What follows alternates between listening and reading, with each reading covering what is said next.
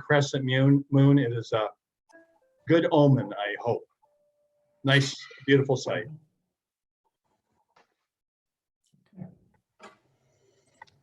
If you're above the clouds. Okay. Good evening. I'm Kalamazoo Deputy City Manager Jeff Chamberlain, and welcome to tonight's Kalamazoo City Commission meeting. Tonight's meeting is being streamed live on the city's Facebook page and YouTube channel. On your phone by calling area code 269-552-6425 and entering meeting ID number 914-4378-0298 when prompted.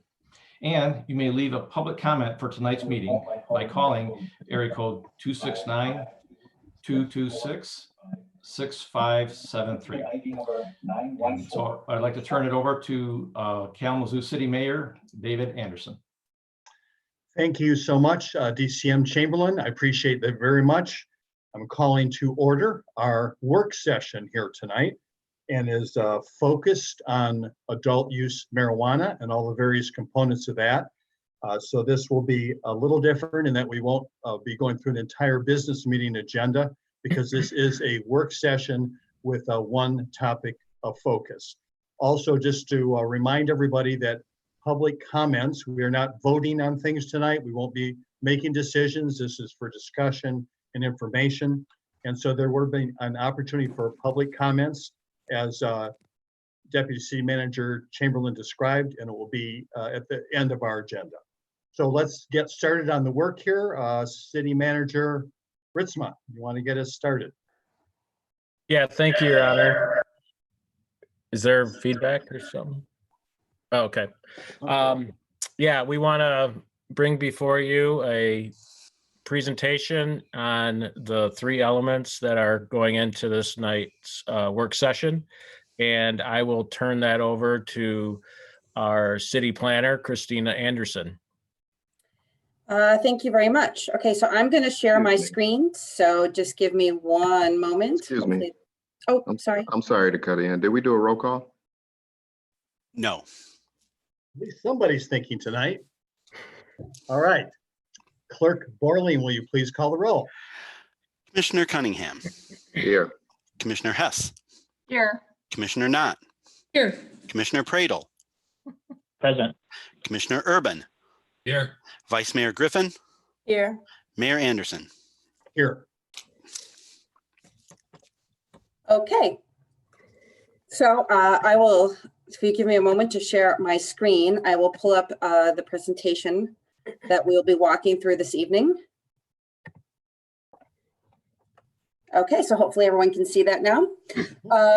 As City Manager Ritzma mentioned, we are going to be discussing the three elements tonight that make up the allowance for adult use marijuana in the city of Kalamazoo.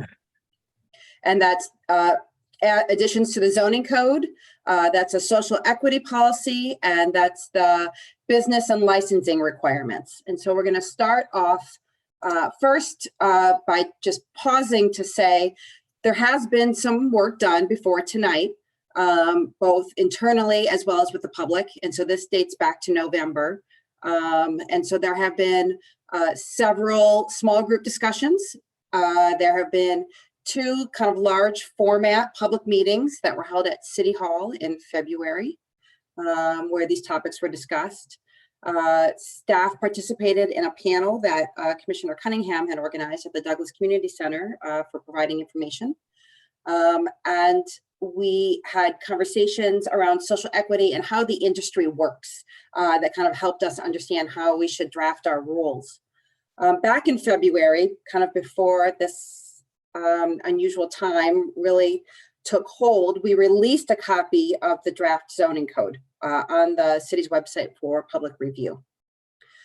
In March, we had initially planned to take that draft and the draft of the social equity policy and the licensing and business regulations out to the community through a series of neighborhood meetings.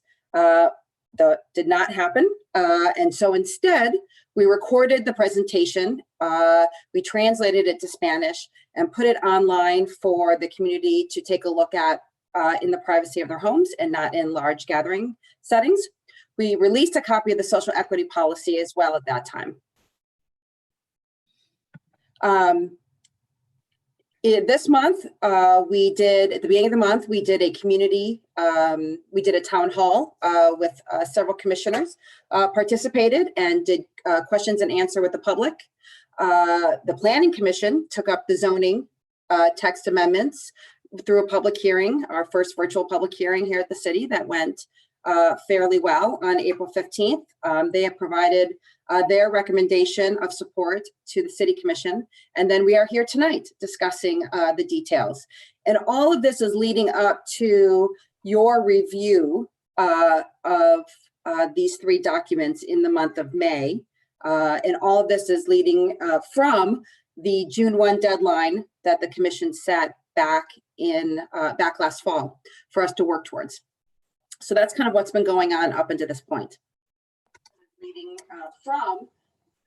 So starting with the zoning regulations, and again, these are focused on adult use. A couple years ago, we approved medical marijuana regulations, and those exist in our zoning code. Through this process, we're taking the existing medical and merging them or moving them so they are going to be housed together in the same section with the adult use. And so there are a couple of tweaks associated with that, but most of staff's work has been focused on adult use. So up before you right now are 10 marijuana business types that cities can determine to include in their city. On the left are 5 that very closely match what was permitted with medical marijuana a few years ago. That's a grower. So obviously a business that grows the plants. I will point out, however, that though there are still 3 classes of grower, the plant size between adult use and medical don't match. Each one is about 500 plants different in size. Second is processor. And so someone who processes the plant into a usable product. Safety compliance, which is similar to a medical lab, a laboratory testing the product. Secure transport, which is moving the product between a processor and a grower or a place where it's being sold. And then finally, a retailer. Now, with medical marijuana, the state did not call it a retailer.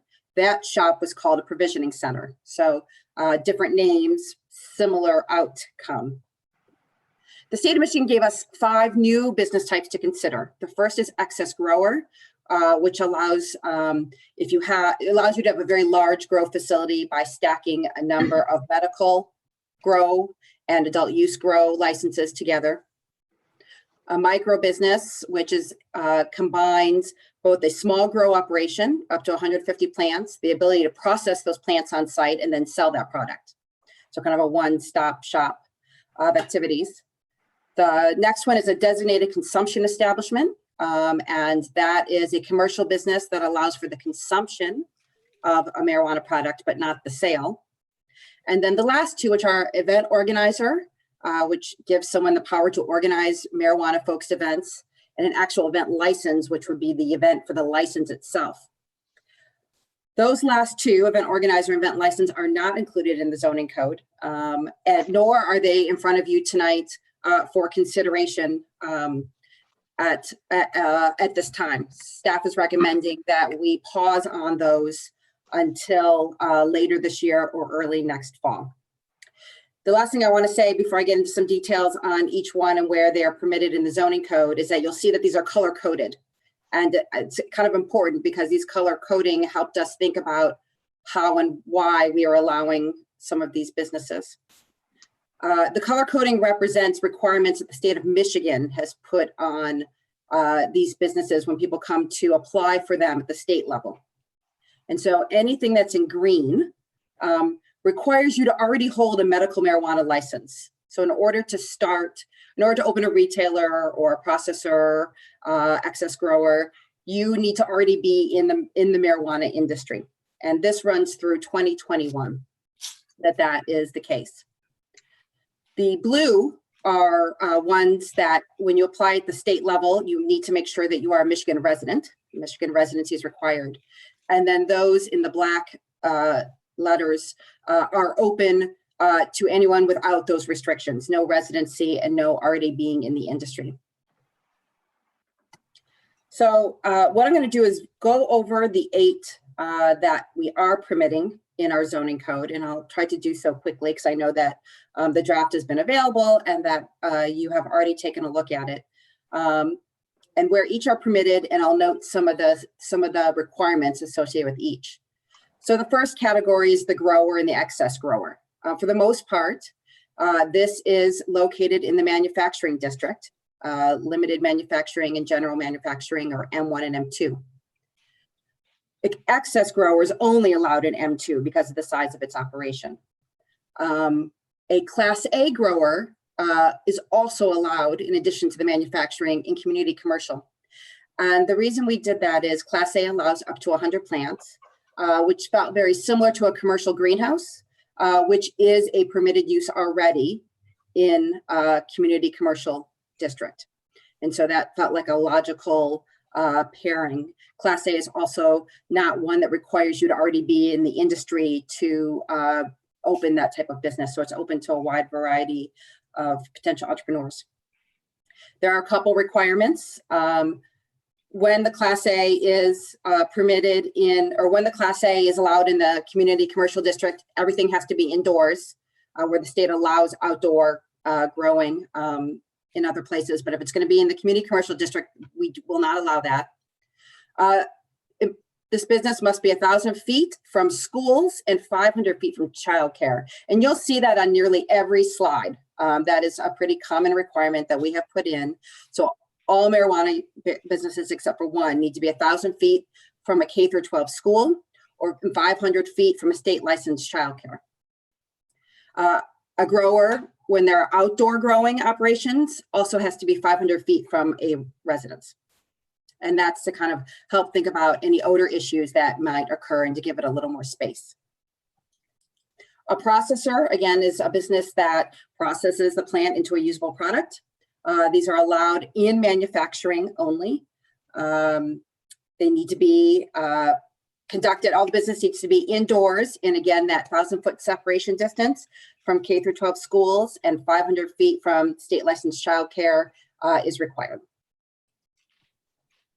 Safety compliance, again, this is that testing facility similar to a medical lab, and you'll see that it's allowed in a wide variety of districts, commercial, Live Work 1 and Live Work 2, the Business Technology and Research District, or BTR, as well as the manufacturing.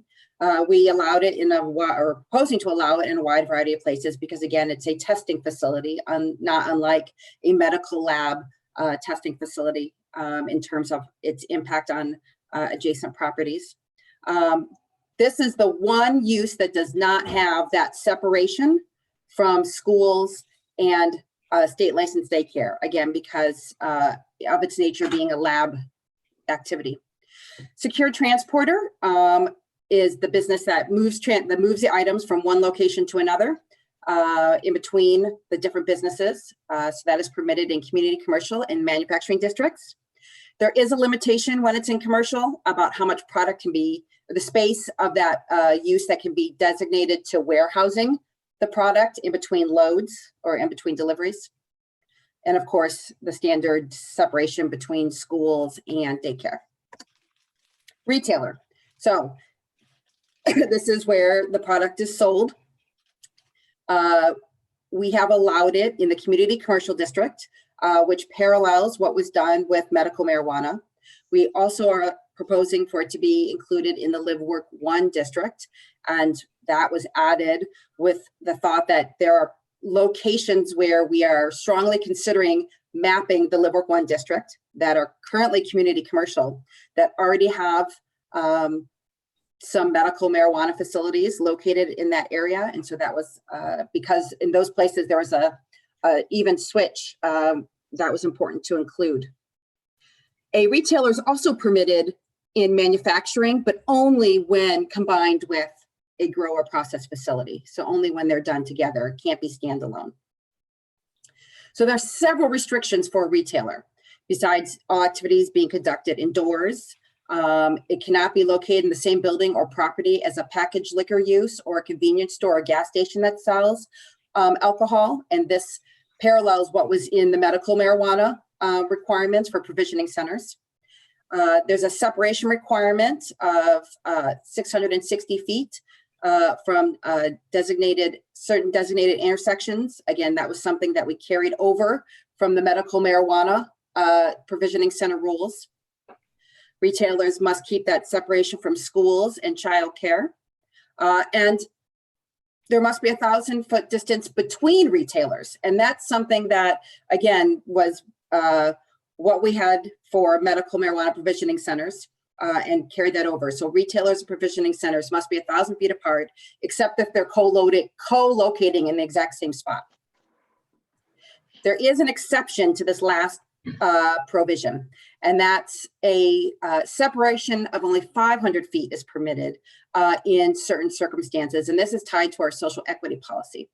So if the applicant is a city resident that lives within a designated census tract, specifically tract 1, which is on the east side, 9 and 10, which are Edison, 2.02 and 3 from the north side. If someone has lived in one of those for the last 3 years, and has 51% or more ownership in the business, they can locate 500 feet from another retailer. The other exception is if the majority owner is a resident with a marijuana conviction that does not involve distribution to a minor, that reduced separation is permitted. Micro business. So a micro business, again, is that kind of one-stop shop activity where you can do small scale growing, small scale processing, and selling the product on site.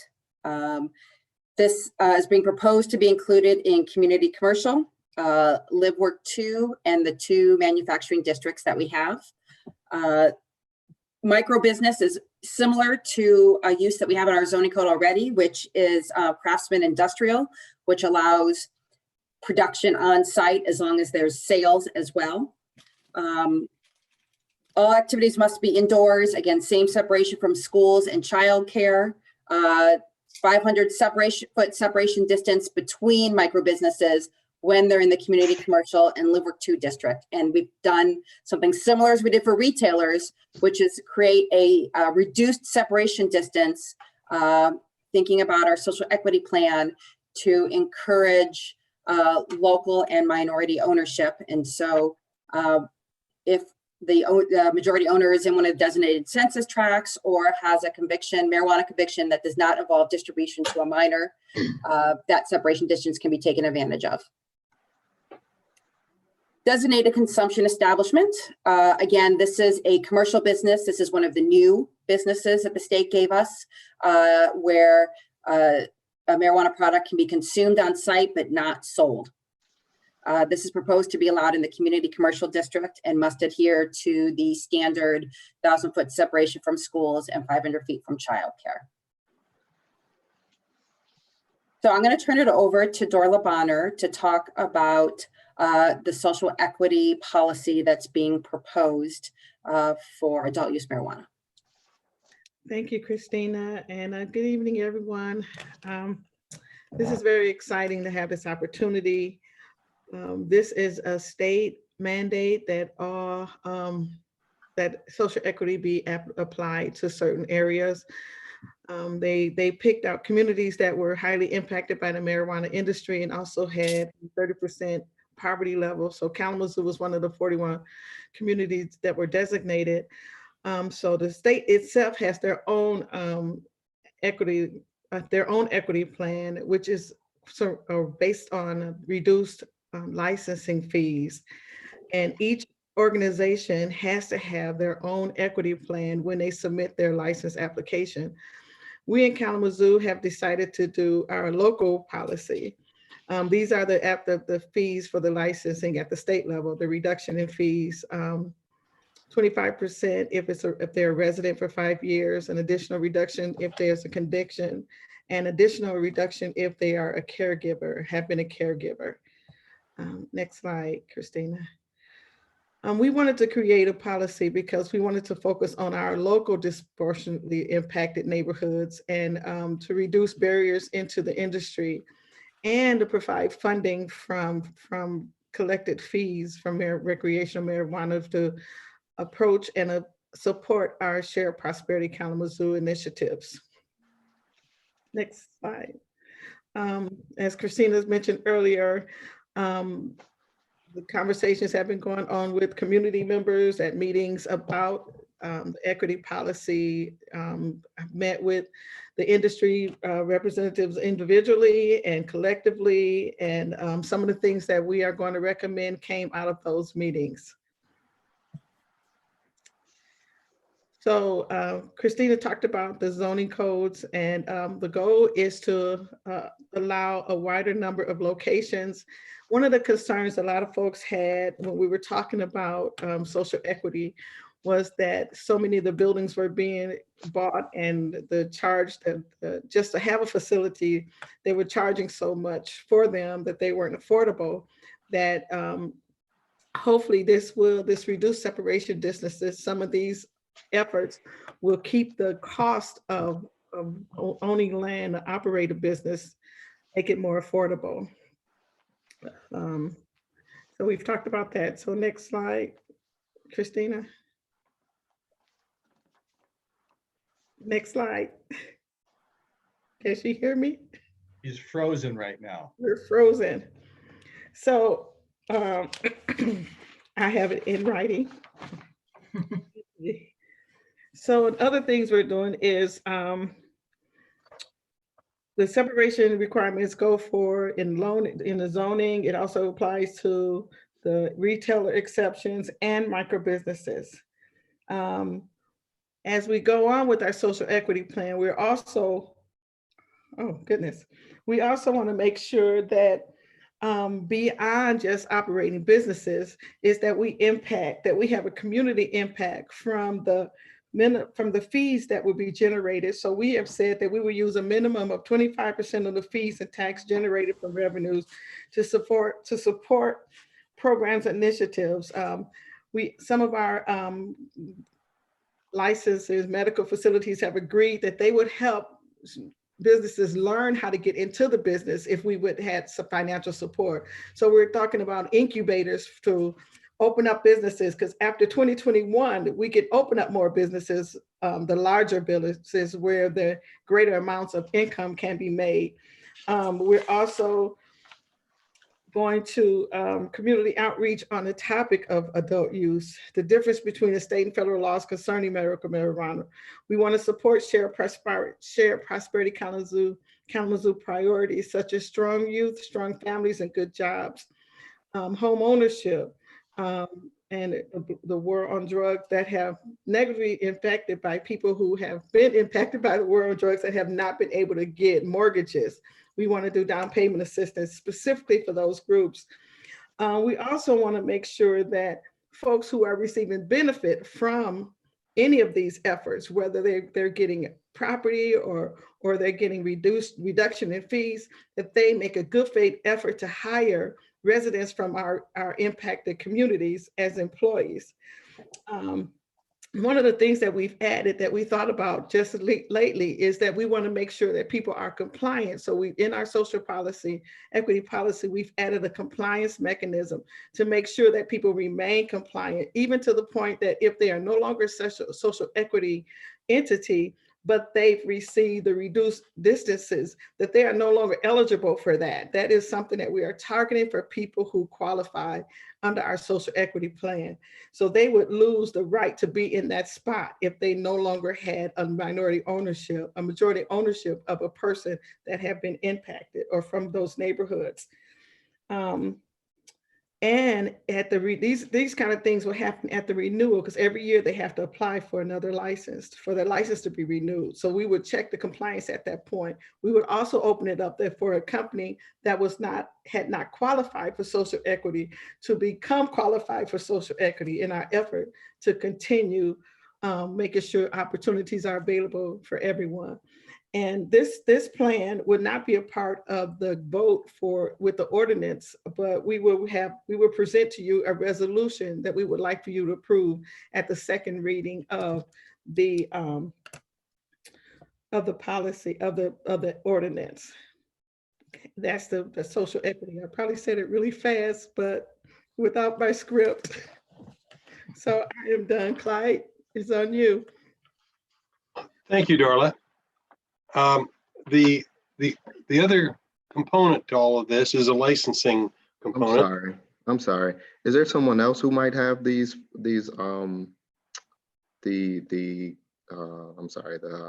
PowerPoint that might be able to present it while you are going through this? I mean, I can tell you that there's only one slide for my presentation.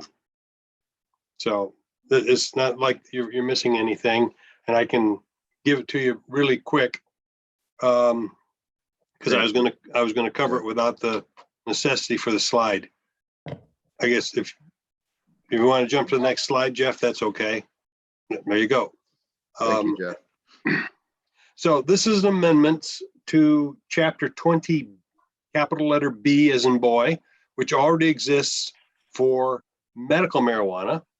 What we're going to do, and this is at the request of the clerk, rather than have two separate chapters, one on medical, one on recreational, I took the clerk's suggestion and combined them into one ordinance. So as a result, it's a total rewrite.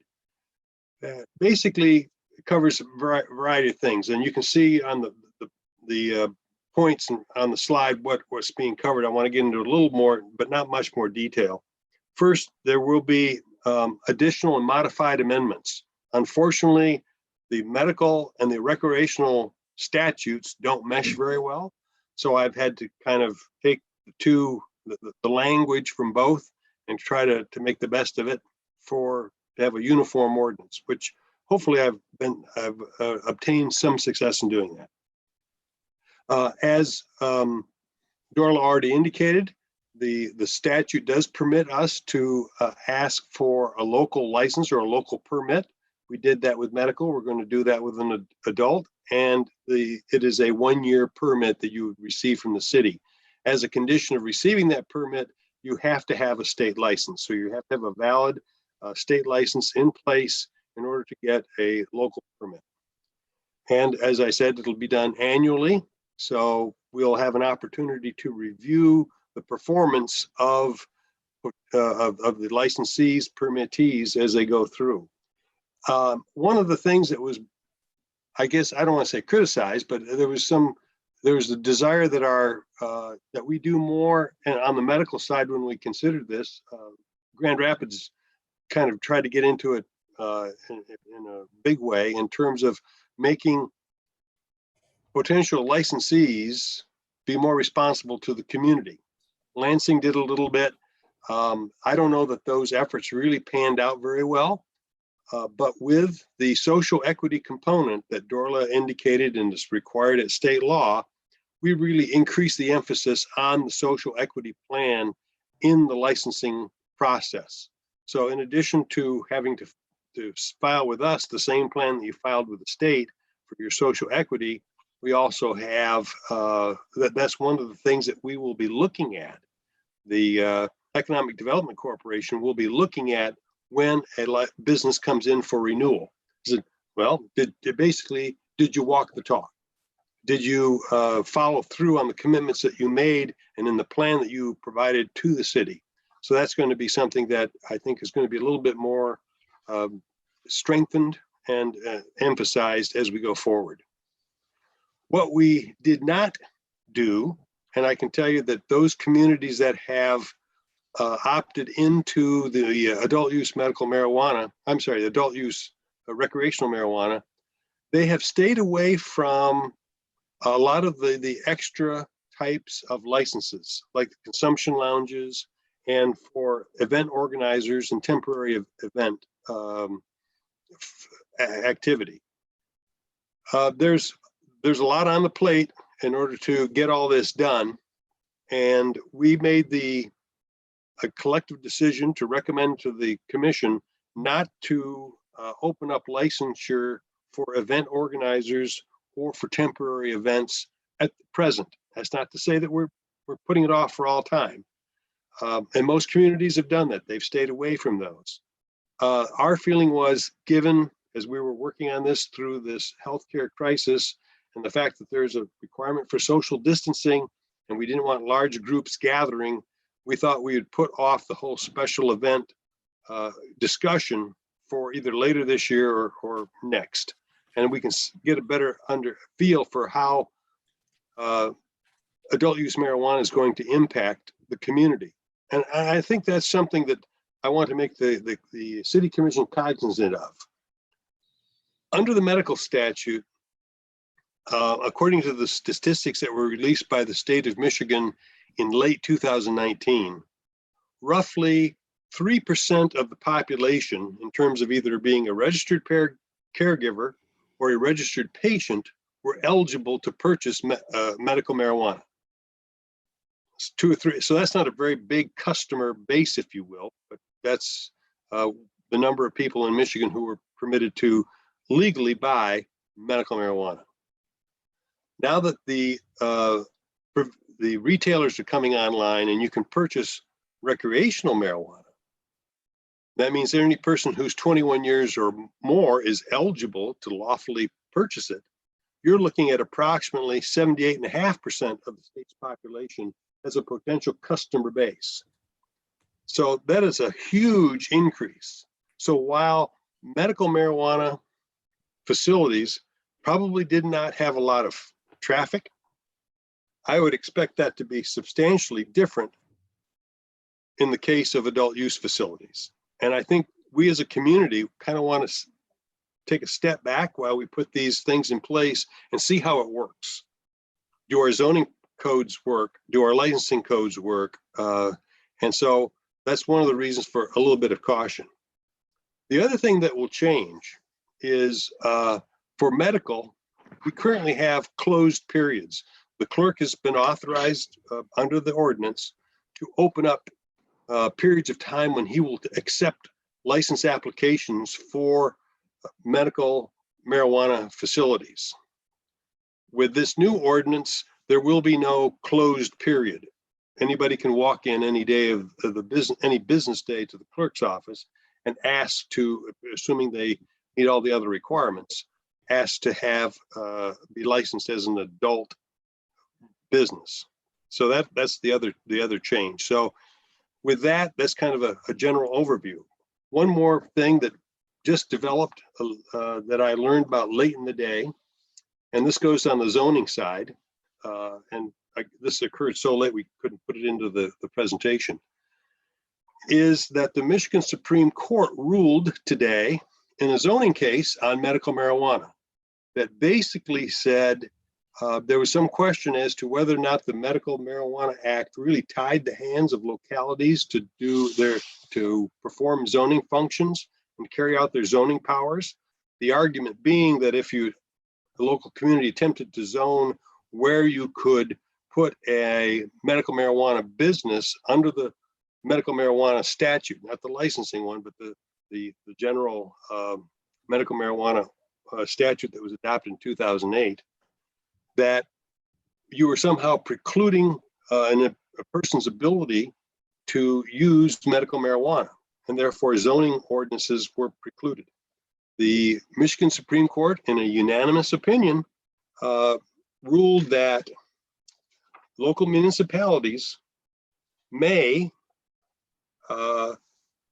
engage in regulating land use involving medical marijuana, provided that they don't penalize or prohibit all medical marijuana cultivation, and that the regulations are not unreasonable and inconsistent with the regulations that already exist at state law. So this is a huge victory for municipalities in terms of their ability to use the zoning power, at least on the medical marijuana side. I'm sure that there's going to be some similar questions that have come up on the adult use side, but the statute is just kind of started out on its own, and we won't see those results in the courts for probably several years to come. but at least in regard on the medical side, the city is well within its ability to regulate zoning on medical marijuana. So with that, that closes my presentation. So wrapping up some next steps. So I started out by talking about this. All this is in preparation for the review that is slated to occur next month. The slide lays it out. So on May 4th, next Monday, on the agenda is a first reading and a scheduling of a public hearing for the two ordinance pieces, which are the zoning changes in Chapter 50 and the licensing and business rules for 20B. On May 18th, the City Commission, well, that would be the date of the scheduled public hearing for those two items, and also the night where we'll review the resolution on the social equity policy. And again, all this is working towards our deadline of June 1st. And just a side note that ordinances take effect 10 days after their approval. So the two ordinance pieces would be in effect on May 28th. And that concludes the presentation. I apologize for my technical difficulties. It's all right. Thank you very much. Manager Ritzma, anything else from you on the presentation side? No, Your Honor. So this is an opportunity, I guess, for us to ask questions related to any part of this that we've had a presentation on. Is there someone who'd like to start out asking a question?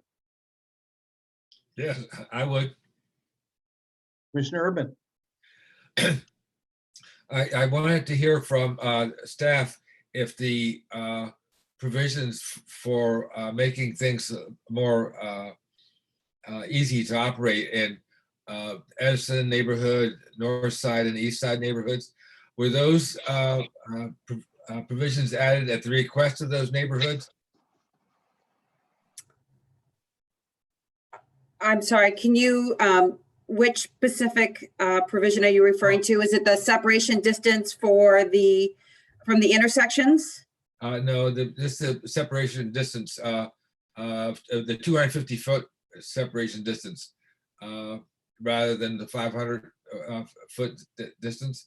So you could have smaller pieces of land, and they could actually have these things actually operate in a neighborhood with limited accessibility, say. Sure. Whatever the reason was. I want to hear you all say that this is something that these neighborhoods want to have. Sure. So first, let me clarify that the reduced distance does not require the business to be located in those neighborhoods. The reduced distance is given when the owner, the majority owner, is either a past three-year resident of those census tracts or neighborhoods, which align with our shared prosperity locations, or someone who's been convicted, or entity, or someone or someones have been previously convicted of a crime related to marijuana that's not distribution to a minor. So nothing says it has to be located in any given neighborhood or location. It's tied back to ownership is from one of those neighborhoods if you want to have the reduced distances. Well, but my question is that provision that's in the draft ordinance, what was the source?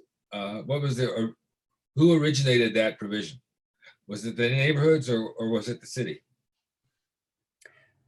So it was the city, as we were working through the shared, the social equity piece, and looking at other cities' codes and how they provided, had different provisions in them. And so we were using both what other cities have done and considering what our focus for our shared prosperity neighborhoods and census tracts were, and merge those two.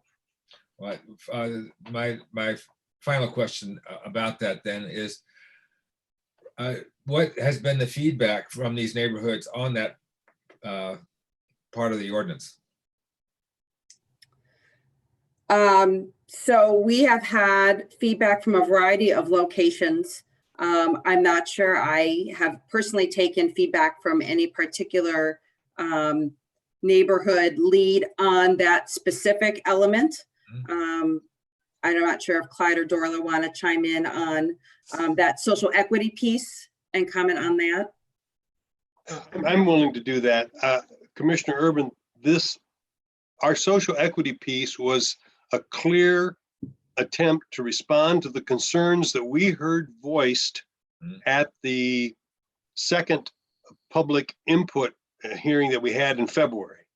Okay. That was predominantly attended by people of color who wanted to know, what is the city going to do to make social equity a real thing, if you will, for Kalamazoo residents who have been impacted by marijuana enforcement.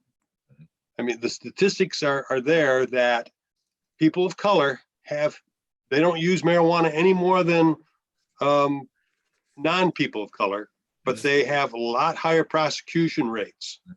And they said, we have been impacted.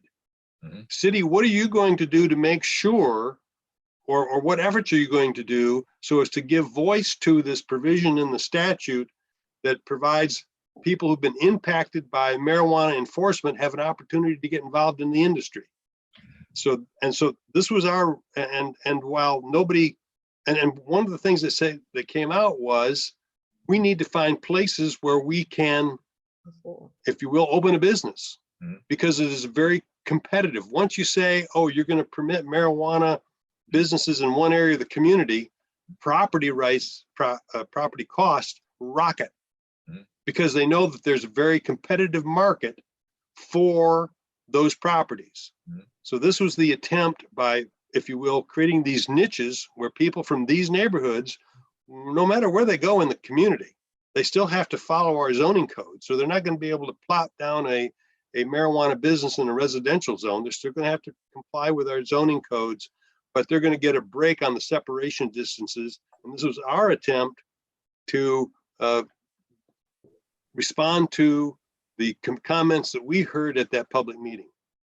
Well, if the response since that time has been neutral or positive to those provisions, I'm okay with them. But I have some anxiety about how somebody might feel who's within 200 within close proximity as a resident of a commercial zone that has a marijuana establishment in it. I'm thinking about parents with kids.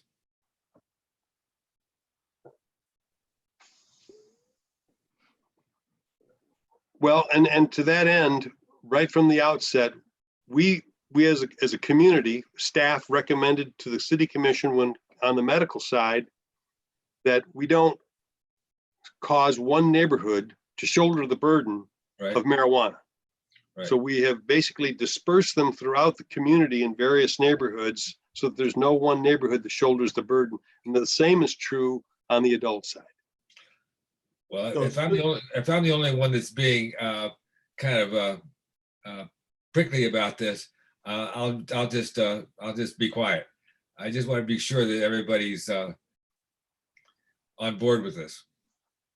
So just for clarity here for a moment, this particular idea or concept is related to our social equity side of it, not to the zoning side of it.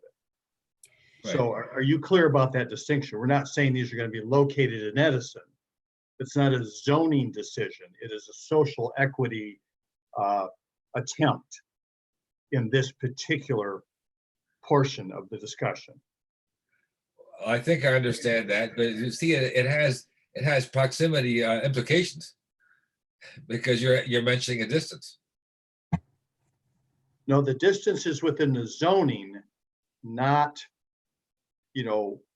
okay. Well, I get that, but doesn't mean proximity in a certain area. Okay, well, I won't belabor it anymore. Okay. More discussion. Two quick questions. Commissioner Hess, yeah. So after 2021, you do not need the medical license to have any of the other licenses, correct? Correct. Under the statute, and I blame myself. I made that edit to the slide, and I did not also edit the blue language on that slide. Under the statute, until 2021, you have to, for those businesses or those types of licenses that were in green, you have to have your medical license as well. Right. The ones in blue are limited to Michigan residents, but again, that also comes off in December 2021. Under the statute, there's a 24-month window that was protecting Michigan residents and existing medical marijuana businesses so as to give them kind of a leg up, and so that we weren't, when I say we, the state wasn't deluged with a lot of folks coming in from California, Washington, and Colorado to start businesses here. So there was an attempt to protect Michigan residents and existing medical businesses. Thank you, Attorney Robinson. Second, rehab facilities, like proximity to rehab and like halfway houses. I know that was a concern during the Planning Commission meeting. So could somebody address that? Christina? Sure, I'll start, and Clyde, feel free to chime in. So medical marijuana and adult use marijuana were both permitted under different regulatory acts. Medical marijuana was a legislative initiative. The legislators drafted it and included a wide number of uses that could be buffered, including rehab facilities. I believe it's 500 feet for medical marijuana facilities. And that is what you find in our code as it relates to provisioning centers. The voter initiative for adult use marijuana specifically called out schools and as the distance requirement. We took it a little bit further to include the state licensed daycare because it felt like a natural extension with after school and morning programs and the like. We were following along with what the two different acts. And so that's kind of the difference. Different cities have handled it differently, but that was kind of how what we put forth. Christina's right. The problem is with the adult use statute. The medical business statute clearly called out the ability on the part of municipalities to exercise their zoning powers. That is not called out on the adult use statute. What they do say is, municipalities can regulate time, place, and manner. That it would have been a lot better if they said we can use our zoning authority, but they didn't say that. And so, again, I think there could be some challenges if a adult use business wants to say, wait a minute, this is your zoning regulations are too strict, they're unreasonable, and because zoning isn't specifically called out, what it basically says is state you have to grant a license provided it's not in a residential zone and it's at least 1,000 feet away from school. That's basically all the state has to look at.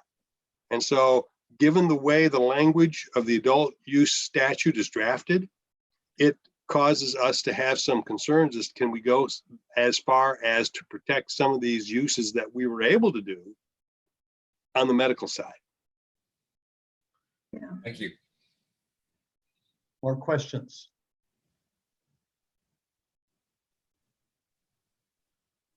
Yeah, Commissioner Cunningham. Kind of to go back to Jack. Jack, I think the derivative, or what I want to say to your inquiry, the derivative is understanding that we have the social equity component in place. So when this was voted in, we have a clear understanding that it was recreational marijuana with a social equity component. when we look at the data, you know, point blank and period, the data reflects that the negatively impacted communities are that of African Americans. Yes. And so, as we all know, with affirmative action being turned down in 2006, we legally are not allowed to say African Americans need to have majority ownership in order to receive these benefits as a municipality. So this was the city's attempt to at least try to narrow down to our communities most negatively impacted and allow them to have an opportunity at some form of social equity. So I am in complete agreement. I asked the same question when it first came across my table. I think partially because I didn't understand the zoning component. I thought it was gonna create a scenario where most of the whatever businesses it may be would be placed into that place or space, but that's not necessarily the case. But to city staff, I guess kind of on the same subject, since we've solidified a little more of what this is potentially going to look like, have you guys had an opportunity to speak to other municipalities to see what has worked, what hasn't worked? And then, you know, kind of has anybody else really looked at our ordinances, reflected upon it and said, hey, we tried this and it didn't work? And if there are some pieces, can you speak to it? Well, what we did is we did canvass other communities to see what they're doing in regard to social equity. And at least my impression is that, with the possible exception of the city of Flint, none of them are as robust as the city of Kalamazoo's.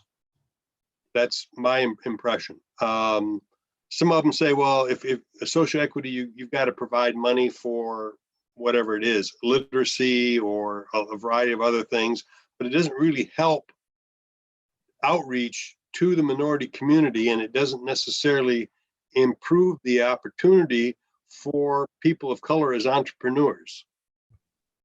So based upon my review of various other Michigan municipalities that have opened themselves up to recreational marijuana, I don't think that their programs are as strong as ours. Now, like I said, with the exception of Flint, but even that, they had a situation, again, this is where we borrowed the location, getting an opportunity to locate closer than you would normally. They have that, but they also have, if you adopt a local park, you get some breaks. So again, I'll let Christina and Dorla speak, because I know they've done the same kind of surveys, but I don't think there's a community in Michigan that I'm aware of that has as robust a social equity plan as what we have outlined for the city of Kalamazoo.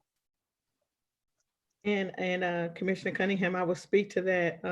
The other issue is too early to tell. We're all in the same, they just started. So, you know, they were impressed with what we were trying to do. I was impressed with what they were trying to do. We're all wondering if it would work, you know, with our fingers crossed. So it's just too early to know.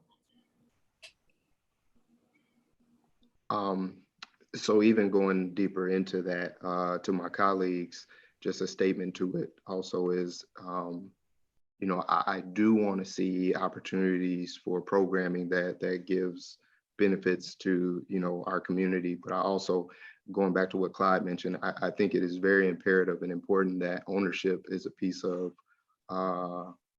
what our social equity looks like. Let me see. Oh, that goes into, so kind of touching back on what you mentioned, Clyde, with those programming, what kind of dollar amounts are we looking at that will be invested in that social equity piece? And I know it would be I'm assuming it would be a gradual build. Can somebody speak to that? I for the reasons that Dorla just mentioned, I think we have no idea how much money is going to come into that. What the proposed social equity program would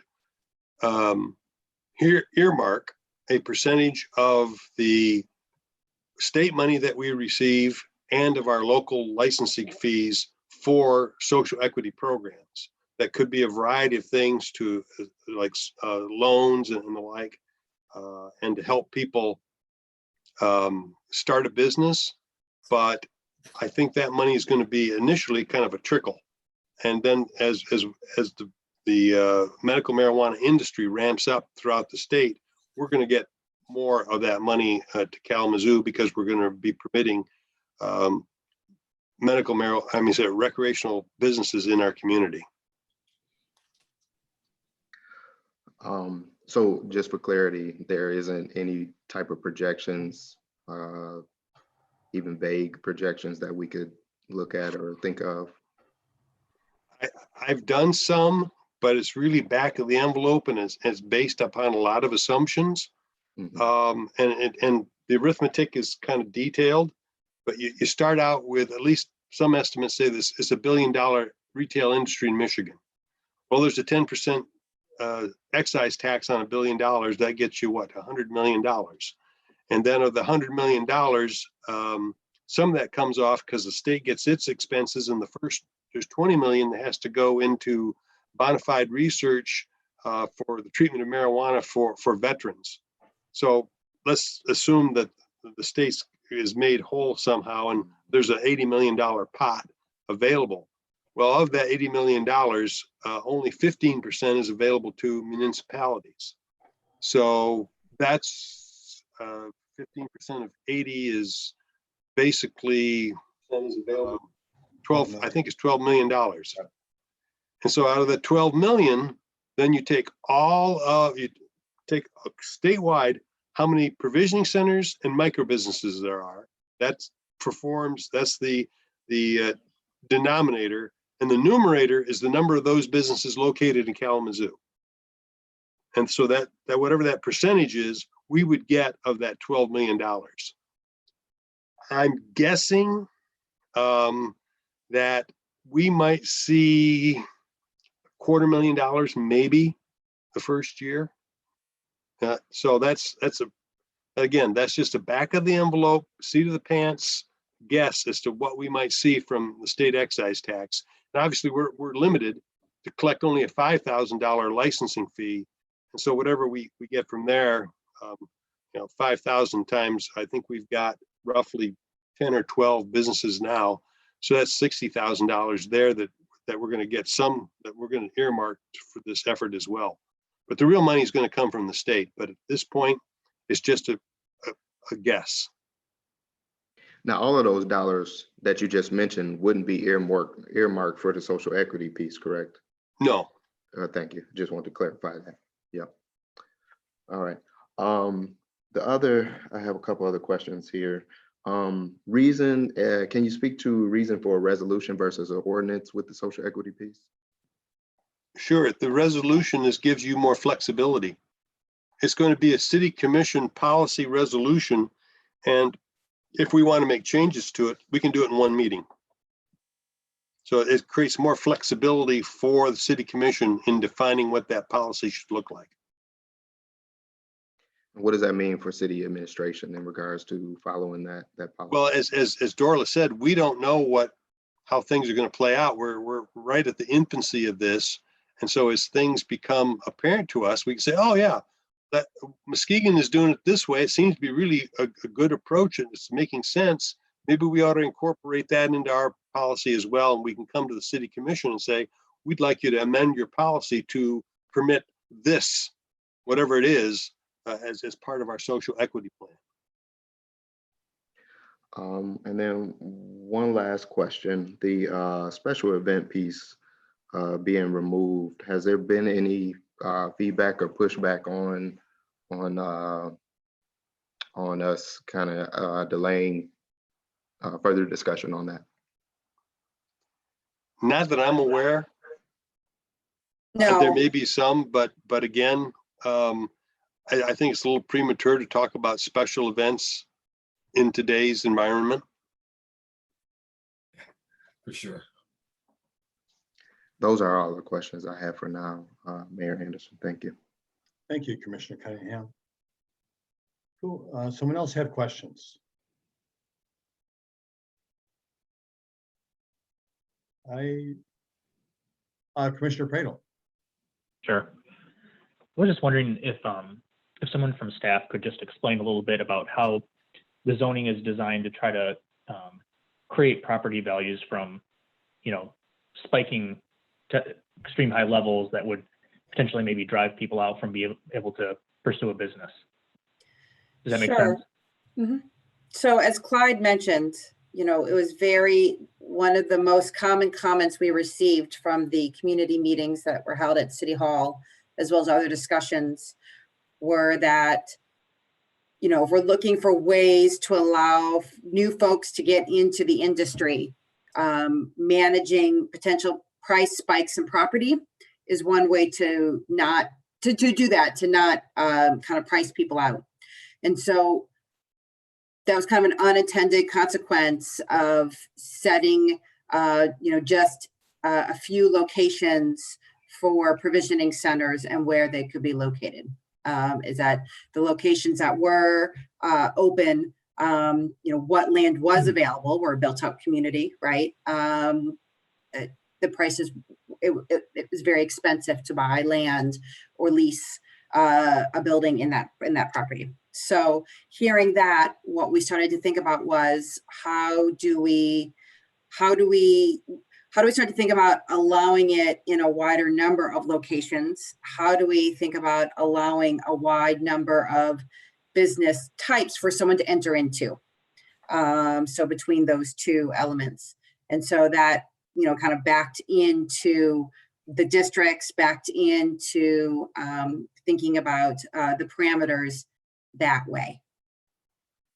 Yeah, And- I've heard about basically speculators coming in and, if it's a certain type of or a very limited type of zoning, and all of a sudden, you might have M1 or something, where somebody comes in and just buys all that property, banking on the fact that it's going to be very valuable at some point. And so I was pleased to see the wide range of zoning possibilities.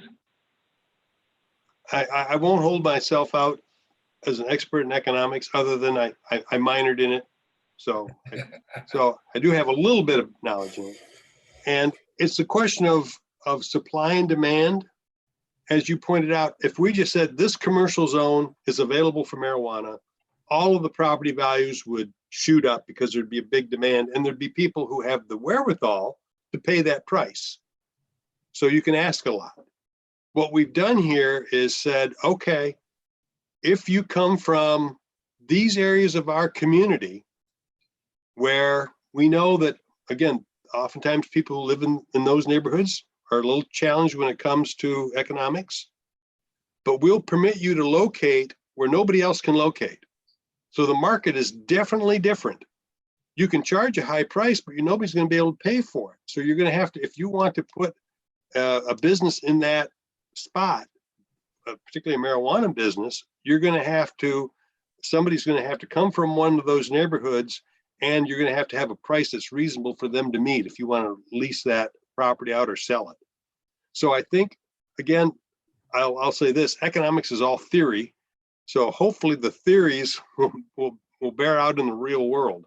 So what we're attempting to do is say, for these, if you will, fill in areas where you get a break on the separation distance, the market is different because you're trying to appeal to a different group of potential buyers or lessors of that property. And you're going to have to, the market should meet somewhere that is at a reasonable amount instead of the sky high speculative amounts. That's the theory. Hopefully it'll play out that way. Sure. Another question I had for you guys as well, could you kind of speak a little bit more to how our downtown zoning district fits into all of this? Sure. So in earlier drafts, both retailer and designated consumption lounge were listed as being permitted in the downtown district, which is CCBD, Central Commercial Business District.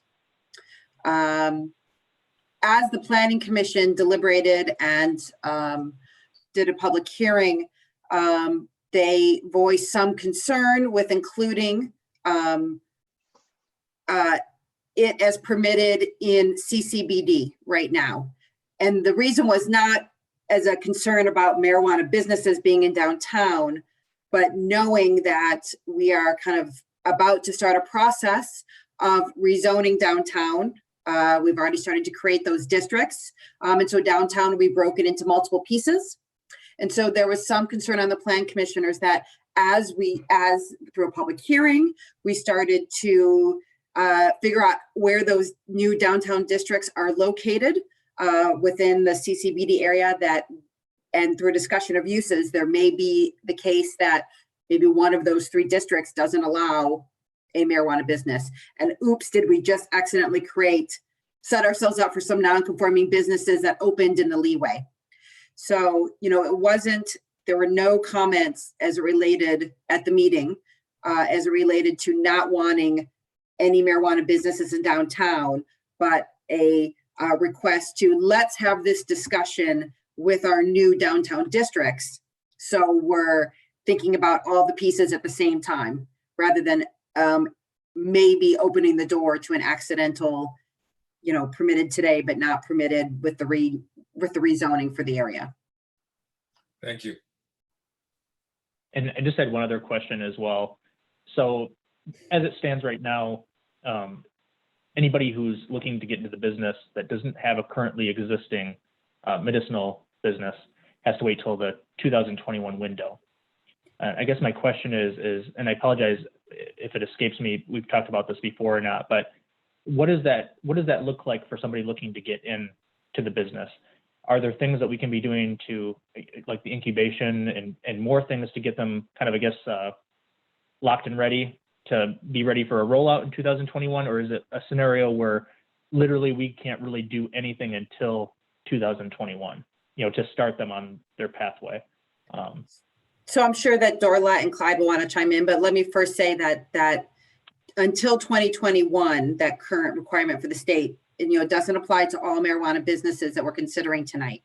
It does apply to retailer, the 3 largest growing operations and processor. I'm sorry, I don't have the slide in front of me, but there are businesses that are open right now, like the micro business, which is one of the things that we thought about with the micro business. Same with, designated consumption lounge. That is something that, and Class A grower that are open to a wider group of folks that aren't necessarily already in the industry. And so when we are thinking about where those were permitted specifically, we thought about, well, we need to make sure that they're allowed in a reasonable number of places, so we don't impact property values too much, and we're giving those businesses a bigger opportunity. And Commissioner Prater, I'll add that as part of the social equity plan, with some of those funds that Clyde was doing the math on, we do want to have a incubator just for the business. One of the things that some of the current medical marijuana businesses have agreed to do is provide those services, because they know the ropes, they know what it took. So they've agreed to partner with us and to be train the trainer kind of thing, to actually come in, because we don't know, and they've done it. So that is in the list of things that is probably first on the list of what we would do with those funds, is an incubator to get folks ready for the 2021 when the door opens again. That's great to hear, because I know, I think about the local craft beer scene, and it seemed like that's very much a culture of our craft beer industry, is, trying to help each other out, mentor each other. So that's great to hear. All set, Commissioner Prater, for now?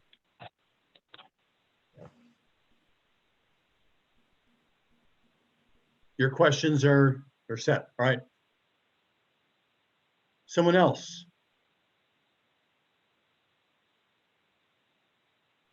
So I don't see any other questions at this point. Am I missing anybody? All right. Hey, one thing I do want to say thank you very much for that clarification about the Planning Commission. And so you brought a recommendation to the Planning Commission, and then you made a modification based on their input into that process, correct? Correct. Okay. So what we are seeing is something that, even though you were bringing something forward, has already been modified by citizen input, which is the input of our very own planning commission, made up of hardworking local citizens who are interested in thinking deeply about the details of zoning. So I appreciate all the work on the planning commission side for that. Anything else on this topic for this evening? So just real quickly, I know you already kind of laid it out here, and I know we will have an opportunity for some public comments, but just to be clear here, this is a work session tonight, and then this would end up on our agenda for our first meeting in May, right? Which is May 4th, is that correct? Okay. Correct. And then 2 weeks later at our second meeting, and presumably, if all goes as planned, it would actually go into effect as of May 28th. Correct, if approved on the 18th. Approved on the 18th. All right. Thank you so much. I appreciate that. So it's Manager Risma. Yeah, I just want to add that it does look like we are going to have a virtual meeting Monday night for our regular commission meeting. Okay. And the governor's executive order goes until the 12th. However, her stay-at-home orders to the 15th. So presumably she's going to extend the virtual meeting executive order. We'll see. So we're not really sure yet on the 18th whether we're going to be meeting in person, socially distanced, or virtually. Thank you, Manager Risma. Anything else before I ask Jeff to help us with hearing any public comments that we have? I don't have Anything any else? questions. No, I just want to say really quickly, I don't have any questions. I just want to acknowledge the disproportionate impact. We acknowledge the Black community, but the brown community as well. I'll be remiss without acknowledging that community and the disproportionate impact that this has had. But thank you for all the work that has gone into making sure that we have a robust social equity plan. Thank you, Vice Mayor Griffin. So Manager Risma, we're ready for public comments, from your perspective. Okay. All right. We have 3 comments that have come in, so we will play those for you.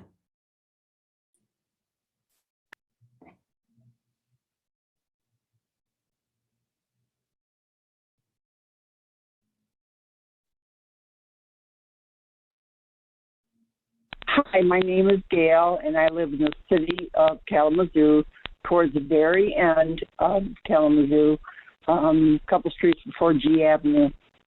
My question is it's a tight, close-knit housing where we're really close to each other. I have a neighbor that has last summer planted 3 marijuana plants in his backyard. I was not able to open my windows, enjoy the air coming in. When you go outside, can't enjoy the backyard, which is a 200-foot lot, because he's growing marijuana. I don't quite understand why the city of Kalamazoo in residential areas are allowing people to plant marijuana plants outside in their backyard. I have asthma, tons of allergies, so please respond. Thank you so much for your time. Gail.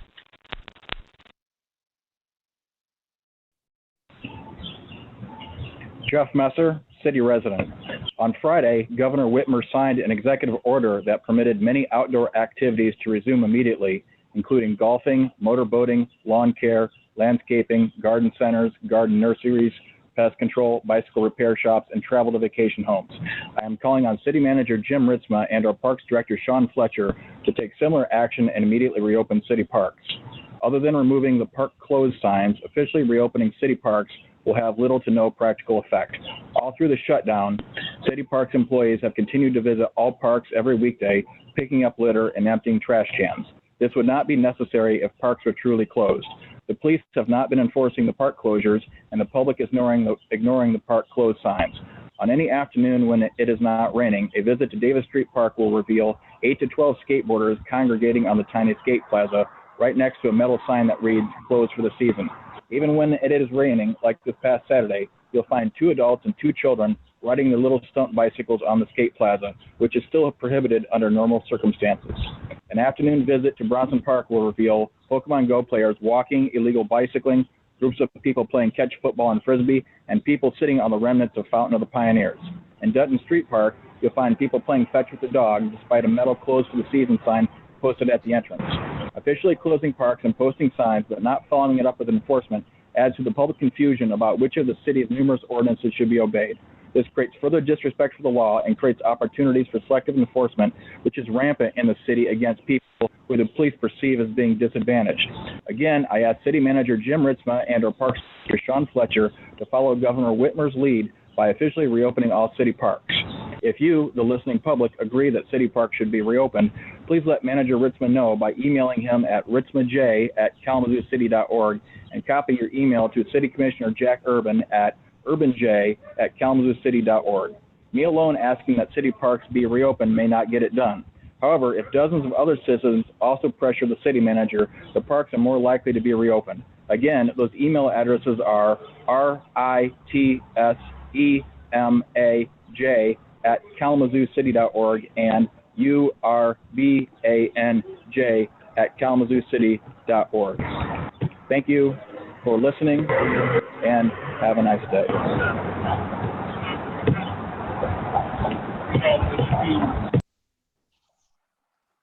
Good evening, Council. I hope you're all doing well during this obviously very challenging time.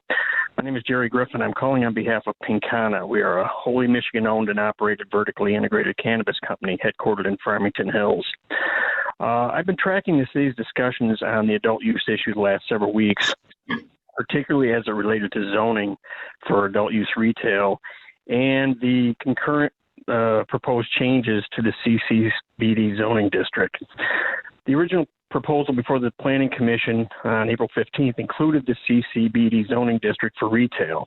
In watching the meeting, I heard and saw the planning commissioners discuss the 2 issues occurring at the same time and feeling that it was best to remove the CCBD for retail until the proposed reclassification work was done. Of course, they did not express any opposition to allowing establishments there. They simply wanted to avoid any potential confusion of including a zoning district classification that will likely not exist in the near future.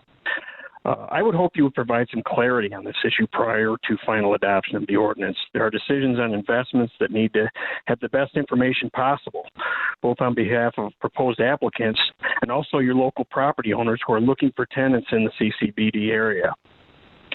The issue at hand is not whether they will actually be allowed in the CCBD zoning district, but what the area will be called. I would ask that you simply include the current area, the CCBD area, and then when the reclassification to D1, D2, and D3 are completed, that you amend the ordinance then. That is probably much simpler and perhaps less sticky than coming back in a few months and adding additional areas for marijuana establishments. Perhaps simply a simpler solution would be to right now just create an overlay district with the current CCBD boundaries as they were aligned in the original draft, subject to the same buffer restrictions, of course, and therefore there might be no need to come back a few months later and address the issue again. Thank you for your time and best of luck moving forward.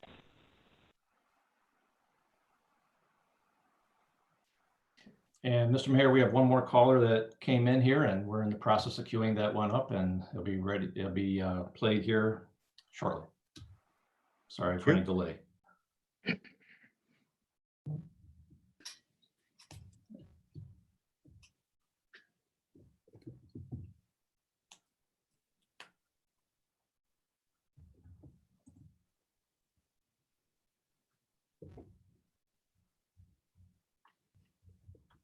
Okay.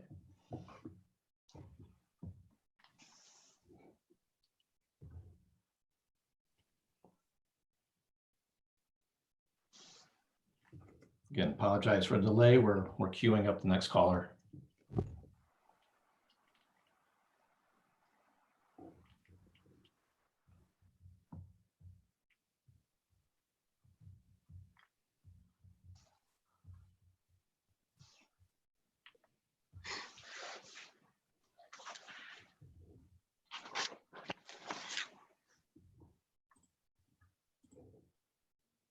Hello, my name is Omar Fakori. I'm a business owner in the city of Kalamazoo. I have two areas of concern on the proposed ordinance that I wanted to share and hopefully get addressed during the meeting. But definitely appreciate the dialogue and the opportunity for a work session. So the first one's just generally on the zoning ordinance itself. Just have concerns on the oversaturation of marijuana facilities that will result from this ordinance. And then the second item is just more on the social equity aspect, and just had some ideas, actually some concerns and some other ideas that I wanted to pass along. So on the zoning ordinance itself, you know, it's very different from the medical marijuana ordinance in terms of sensitive uses and buffers from sensitive uses. You know, for instance, you know, it was talked about, you know, drug rehab facilities or churches and things of that nature. And I know, Clyde, you know, kind of addressed that, you know, you may have not as much authority to restrict. I just want to know if something changed. I know at the Planning Commission, you felt like you might have some broad authority to do that, to restrict from sensitive uses, and it may actually be the right way to go. But obviously, you know, you feel differently now. So I wanted to know you know, if you had learned something new there. And then addressing sort of the area around, you know, property spikes in the city. You know, one kind of idea to kind of eliminate the oversaturation but still maintain reasonable property values, you know, is essentially to keep a wide range of real estate available for the industry. However, you know, restrict the distances between facilities a bit more so that we don't have an oversaturation of, you know, over 30 or 40 retail locations that, you know, I don't think anybody, you know, social equity or non would you know, really like to see from a business standpoint. So just an idea there that I think might be a good solution. On the social equity side of things, definitely supportive of a lot of what's included. One thing that I thought might be worth clarifying or is revising slightly is, you know, I understand the goal is to really improve ownership in social equity, you know, by social equity applicants. So, you know, reducing the buffers maybe should only apply to those license types that do not require sort of a medical license, right?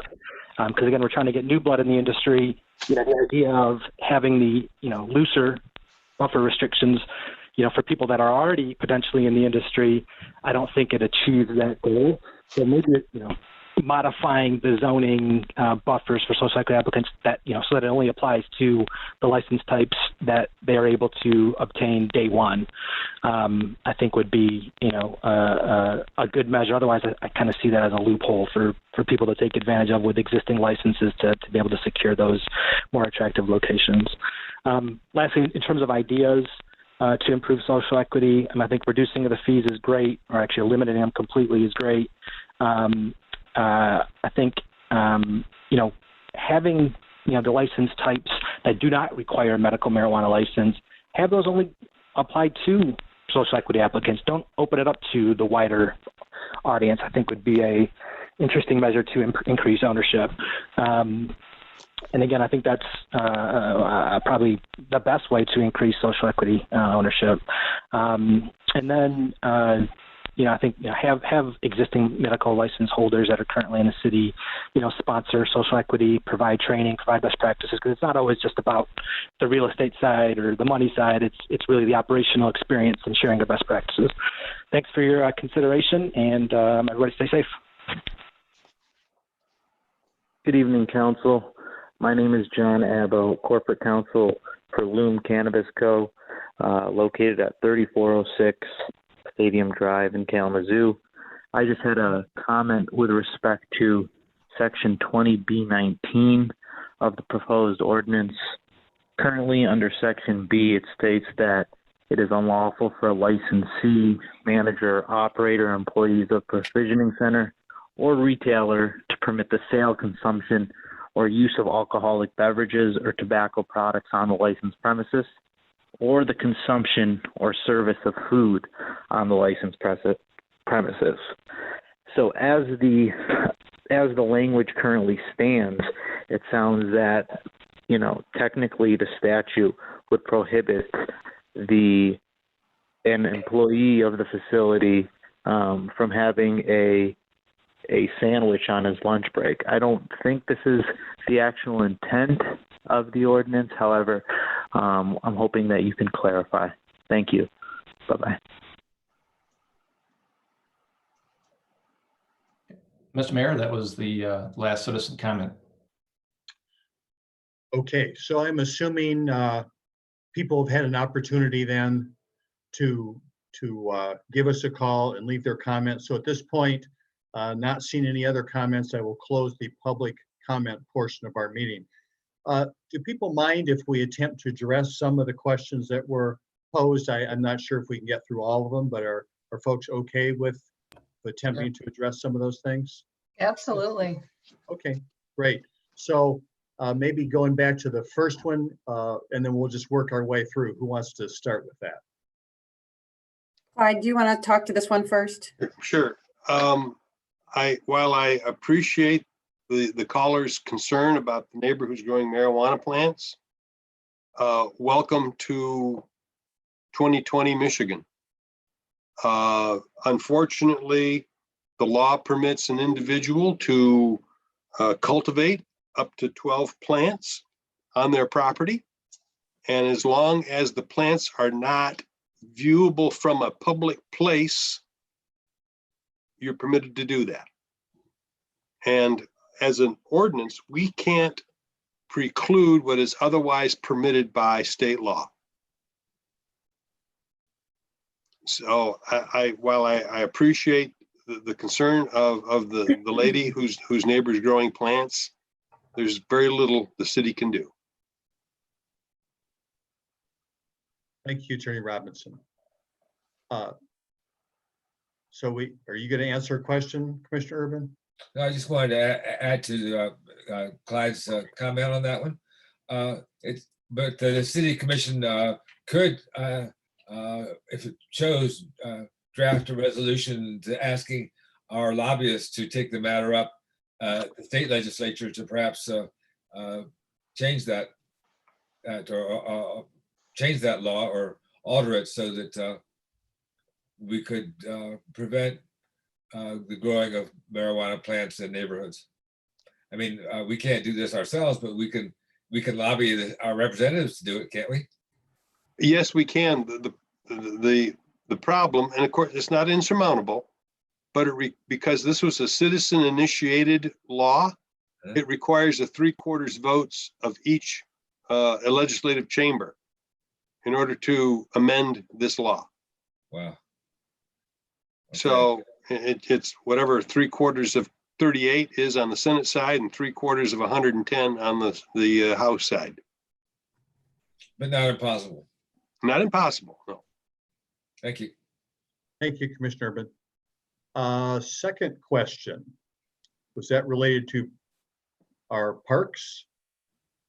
All right, Yeah. so that's a little off our topic of tonight, but I still think worthy of answering. How are we determining what can be open or not? Is this an evaluation of our governor's executive order, or how's that working with our city parks?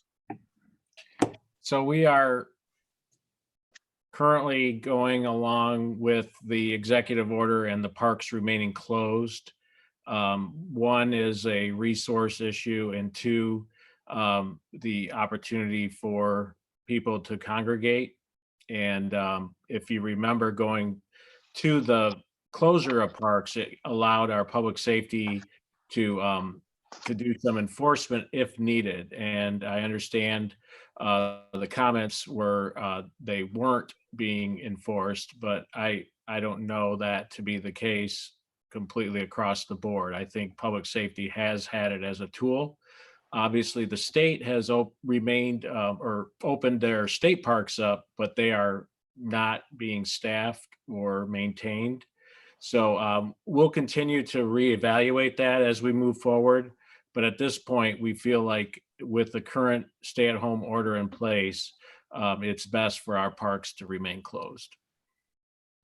Thank you, Manager Ritzman. Question 3. So the third one related to CCBD and getting a little more clarification about what was removed or what was in. And the caller provided some ideas. So first of all, the caller was correct. During the Plan Commission hearing, there were no comments against having marijuana businesses in downtown. It was an issue with, we're about to rezone downtown. You know, the Plan Commission has already approved 3 new districts. They haven't been mapped yet. They're actually in front of you on Monday for approval. And it's possible that through the discussions of mapping those districts, there might be a desire to not locate all a marijuana business in all 3. And given that possibility, the Plan Commission said, let's just pause and wait until we do this downtown zoning, and staff, please do the downtown zoning as soon as possible so this lag doesn't exist, is the direction we are given. The caller did provide some ideas, but Clyde, correct me if I'm wrong, they all seem to be zoning ideas, which would mean we'd be going back to Plan Commission to add those in, which doesn't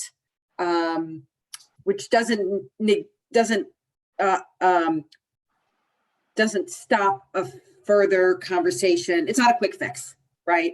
And so, you know, we will certainly, through the downtown zoning, which I hope to start as soon as we're able to have reasonable input opportunities, since it's a new project, you know, that will be on the table, and we'll discuss them. Thank you, Christina Anderson. I am forgetting what the 4th question. Sure. The 4th one was a caller who had 2 questions, and I'll start to answer. The first one was about oversaturation, and the second one was related to social equity. We did get a couple calls at the Plan Commission meeting about oversaturation on 2 fronts. The first was a concern of oversaturation because it would impact the market, meaning if too many businesses open, it's possible that that would hurt one of the businesses. And so a desire to regulate, to improve that market scenario for, and that's tricky to do, and not something that you typically do in zoning. Increasing the distance to 2,000, but allowing it in the same districts, I think would have kind of the same impact of reducing the number. I'm not sure that would solve the property valuation issue, because as soon as you have the first one go in, you know exactly, you know, the areas that aren't in, and then the areas that would be in based on that distance. So I'm not sure that increasing it to 2,000, but allowing the same districts would have the impact that the caller noted. The second part of that was a social equity piece. And I don't know if why can't we simply eliminate all the fees for social equity? Sure. So I'll start, and maybe Dorla and Clyde can chime in. You know, the city, there are fees associated with permits or reviews because they're directly associated with staff time and the time that it takes to review and process. And so, you know, we figured that out. That's how we set it. And so I think we need to be somewhat mindful not to eliminate all fees, so we can balance that, you know, activity with the fee associated with it. And our initial thought was to follow the fee reductions of the state and just make the process consistent with the state. So the percentages are basically the same. Thank you. And was there one last question of? Yeah, there was one last question regarding the use of the term food at a retailer or the idea there is not to provide food service. And the idea was, well, are you going to cite somebody for an employee who's having a sandwich in the break room? Clearly, that's not the intent of the ordinance, but we can certainly, because it says consumption or service of food, we can certainly change that to food service if that would satisfy the commenter. We did adjust, Clyde, correct me if I'm wrong, there was a provision similar to that in the medical marijuana ordinance that we removed in the proposed draft as we're taking it over, because maybe it's not exactly the same thing, so tell me if I'm wrong, because we are concerned that it was inadvertently limiting Edibles. And So we'll take a look at that. That's obviously getting another set of eyes, and making a suggestion is why we have these sessions. Sometimes you're too close to the forest to see the trees, so I appreciate the comment. We'll take a look at it. Thank you, Chair Robinson. Commissioner Urban, do you have a question? Yes, that leads to the question of edibles. Are edibles considered food? Presumably not.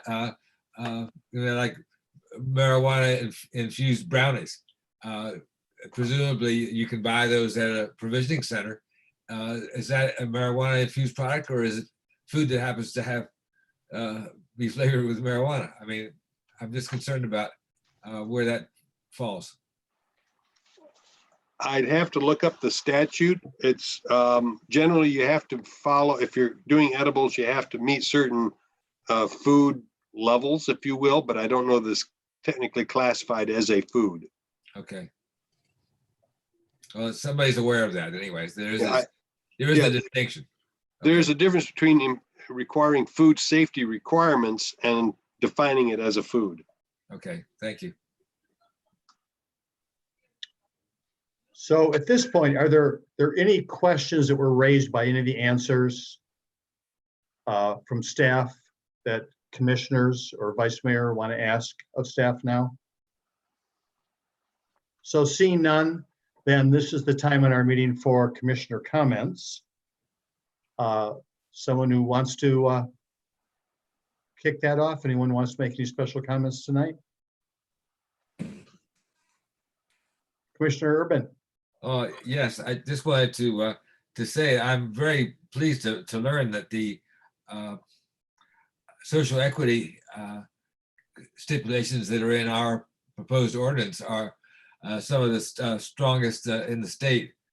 That's good to hear. My concern was, is that really welcomed by all the residents in these areas?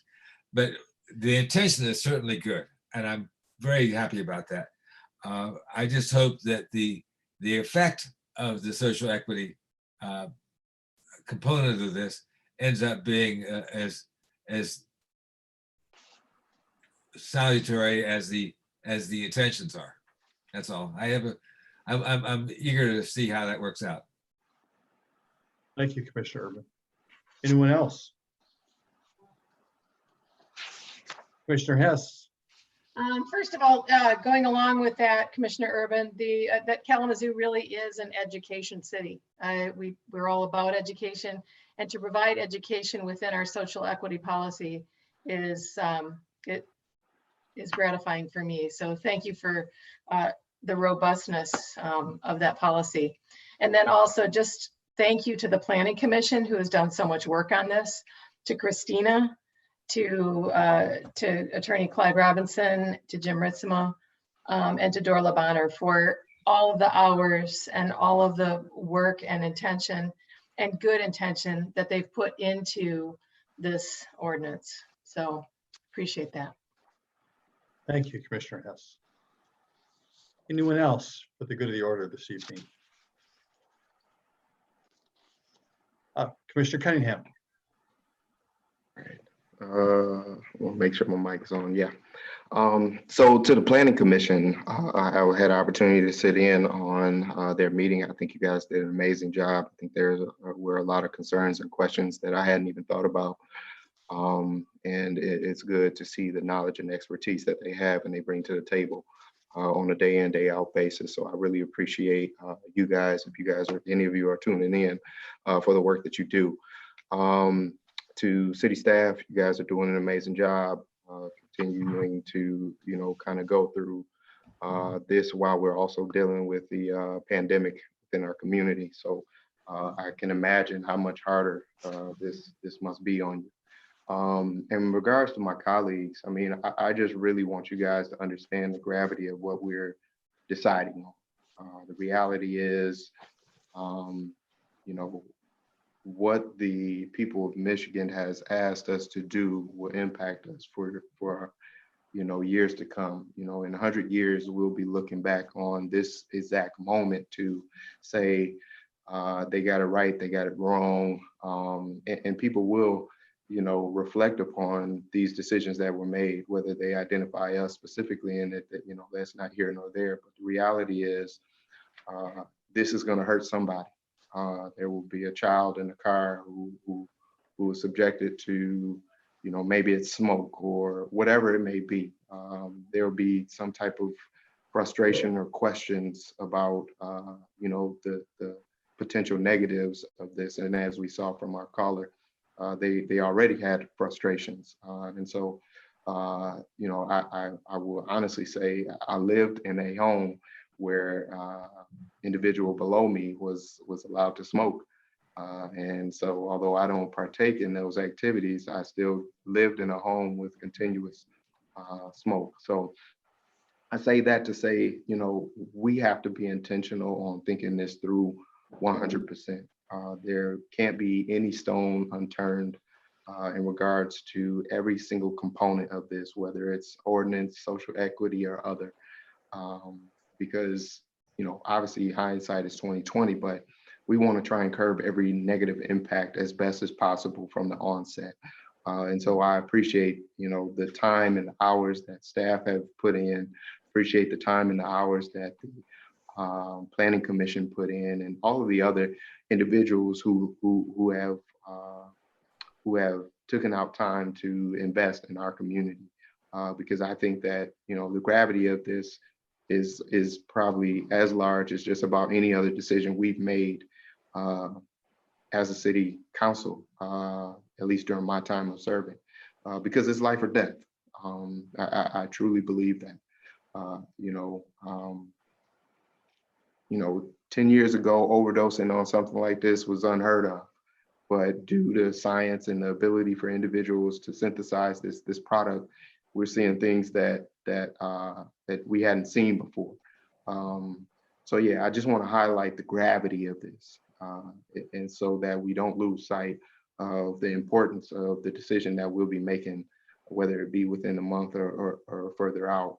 And then I also want to convey to my colleagues the reality that with that social equity piece,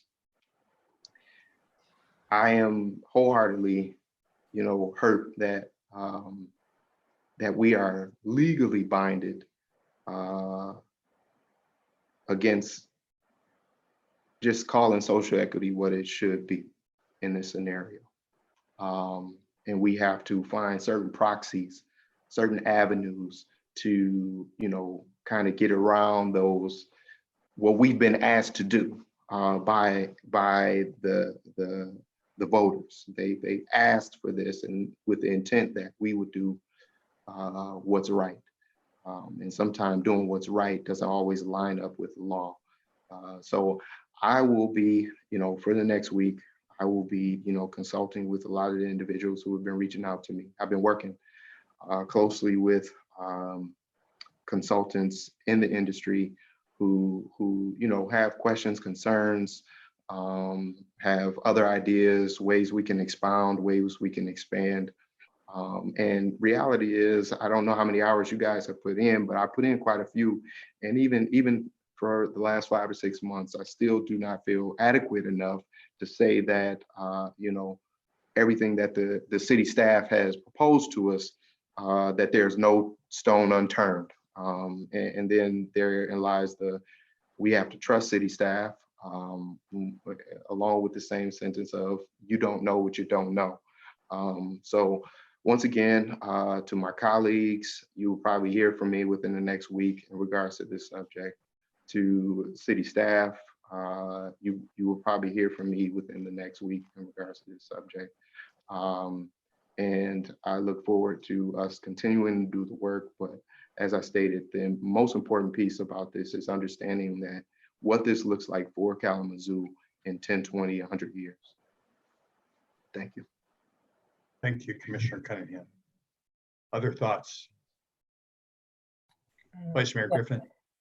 Yes, if I can jump in here and just kind of echo some of the same sentiments that have been lifted up by our fellow commissioners. One, just want to thank the Planning Commission and the city staff for all of the hard work that went into this. And although, there's legalities that go into this that make it to where we can't just flat out be direct and clear with what needs to happen. I feel very good about the staff that is involved in this, that is very clear on what has happened in this country. So that even though there's state law that prohibits us from being able to be direct, the intention is there. And so as reviews come up, and as these different businesses are looked at, we will still have that lens on equity. So it's not just words to paper, and it actually translates, as Commissioner Cunningham has said. This is a significant decision. I'm happy that we stayed the course. And I think this is huge for us. And I'm proud of our fellow commissioners for being able to weather this storm throughout COVID-19 and still figuring out how to work through this virtually and get to some sort of resolution. Because the truth of the matter is this was an issue that was going on before this pandemic, and the results of inequities are only compounded by this pandemic. So the sooner that we can move towards a more equitable society in all ways, the sooner we will start to see some sort of change for everyone in this community. So for that, I'm very proud of the work that we've done. Just want to ask the community to still take a look at what has been proposed here. We will be meeting at City Commission, but if there's still questions that you have, feel free to ask those. And yeah, just thank you all. Thank you, Vice Mayor Griffin. Commissioner Pradel, did you have something you wanted to say? Or you're making a statement with your mask, so. Anything else from anyone? Mayor Anderson, can you hear me? It's Erin. Yeah, I can. Great, thank you. So I just quickly, I know before we went live officially with the meeting, there was some congratulations to Commissioner Pradel. But now that we're in the meeting, I wanted to publicly congratulate Chris, my friend, as well as his wife, Erin, on baby Felix. I hope that the baby and the family is doing well, and that the two older boys are excited to meet their younger brother, and that everybody is taken care of, and the family's doing well. So congratulations on the birth, and we look forward to seeing more pictures online. Hey, thank you, Commissioner Knott. I'm actually, the backdrop right now is in Bronson Hospital. So we're still here in Bronson, actually.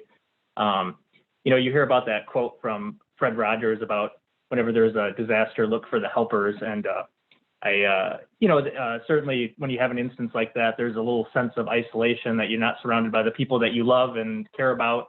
But the people who work here and the people that have worked with us through the incredibly trying and stressful times are just, we're so grateful for them, and grateful for what they've done for our family and what they're doing for so many families in our community. Little man right now is off getting weighed somewhere, but yeah, so it's been a wonderful experience, and we're really appreciative of everybody, and thanks for the congratulations. Thank you, Commissioner Pradel. And so I think this is going to be the youngest attendee perhaps we've ever had at a city commission meeting. Is that right? What are we in here? Are we 48 hours yet, or are we? Yeah, all right. So congratulations again to you and to your wife. So I want to change, first of all, thanks everybody for all their work and all their thoughtful comments. I appreciate that very much. I want to change the subject here just a little bit. Obviously, we're all still dealing with the issue of this COVID-19 and the effects it's had on people's health, on portions of our community that are disproportionately affected always, but in particular by this instance, people that are living without their own housing, and the issues we have to deal with around that. But one of the simple things that we are being asked to do which I think is our adult responsibility to do. And that is what is being demonstrated now by Commissioner Pradel. So I don't have to put mine on right now and talk through it. And that is, please wear a mask when you're out. And if you feel that you are immune from being ill or feeling the ill effects, and you are not concerned about whether you need to protect yourself in this way, please keep it in mind that this is something that you can carry and be asymptomatic and not even know, and maybe never get tested, whether you are someone who's experienced having COVID-19. So when you are wearing a mask when you're out in public, you are doing that to demonstrate that you care about the people that you come in contact with. You're doing it for other people's safety, maybe even more than your own. So please keep that in mind, that we are doing that for each other. It's little enough to ask that you wear a mask in public. As you can see, it can be a mask that makes a statement as colorful like Commissioner Pradel's mask does right now. Thank you for that. I also want to thank all the volunteers in Kalamazoo who have been making masks. A lot of the masks that people are wearing, as a matter of fact, there's enough masks now where everyone who's staying in a shelter in town can get a mask. They've all been produced by people at home, the helpers that we're talking about. So please do that for each other. And at this time, we've come to the end of this work session. We will have another meeting coming up. It's going to be a virtual one for sure. So at this time, keep your hearts open.